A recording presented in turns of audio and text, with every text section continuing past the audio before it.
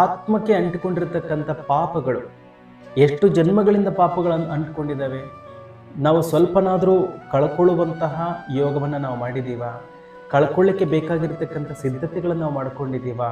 ಬಲೆ ನಾವು ದಾನ ಪುಣ್ಯಗಳನ್ನು ಮಾಡಿರ್ಬೋದು, ಆದರೆ ಅದು ಒಂದು ಜನ್ಮಕ್ಕೆ ಮಾತ್ರ. ಆದರೆ ಪರಮಜ್ಯೋತಿ ಸ್ವರೂಪನಾಗಿರುವಂಥ ಪರಮಾತ್ಮ ನಮ್ಮೆಲ್ಲರ ತಂದೆ ಏನು ಹೇಳ್ತಾರೆ ಅಂದರೆ, ಮಧುರಾತಿ ಮಧುರ ಮಕ್ಕಳೇ, ಇದು ಒಂದೇ ಒಂದು ಜನ್ಮ.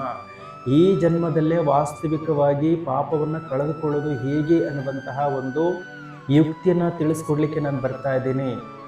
ಈಗ ನೀವು ಯುಕ್ತಿನ ತಿಳಿದ ನಂತರವೂ ಕೂಡ ನೀವು ಆ ಯುಕ್ತಿಯನ್ನು ಬಳಕೆ ಮಾಡ್ತಾ ಇಲ್ಲ, ಅರ್ಥಾತ್ ಯೋಗವನ್ನೇ ಮಾಡ್ತಾ ಇಲ್ಲ ಅಂತ ಹೇಳಿದಾಗ ನಿಮ್ಮ ಪಾಪಗಳು ಭಸ್ಮ ಆಗಲಿಕ್ಕೆ ಸಾಧ್ಯವಿಲ್ಲ. ಆದ್ದರಿಂದ ನೀವು ಯಾವಾಗಲೂ ಕೂಡ ನನ್ನನ್ನು ನೆನಪು ಮಾಡಿ ಅನ್ನುವಂತಹ ಮಾತನ್ನು ಬಾಬಾ ಅವರು ತಿಳಿಸ್ಕೊಡ್ತಾರೆ. ಕನಿಷ್ಠ 8 ಗಂಟೆಗಳ ಕಾಲ ನನ್ನನ್ನು ನೆನಪು ಮಾಡಿ ಅಂತ ಹೇಳ್ತಾರೆ. ಭಲೆ ಇವತ್ತು ನಾವು ಮುರಳಿ ಕ್ಲಾಸನ್ನು ಕೇಳ್ತೀವಿ, ಚಿಂತನ ಮಂಥನ ಅವೆಲ್ಲವನ್ನು ಕೂಡ ಮಾಡ್ತೀವಿ, ಬಹಳ ಸಂತೋಷ. ಆದರೆ ಅದರ ಜೊತೆಗೆ ನಾವು ಯೋಗವನ್ನು ಮಾಡಬೇಕಾಗಿದೆ.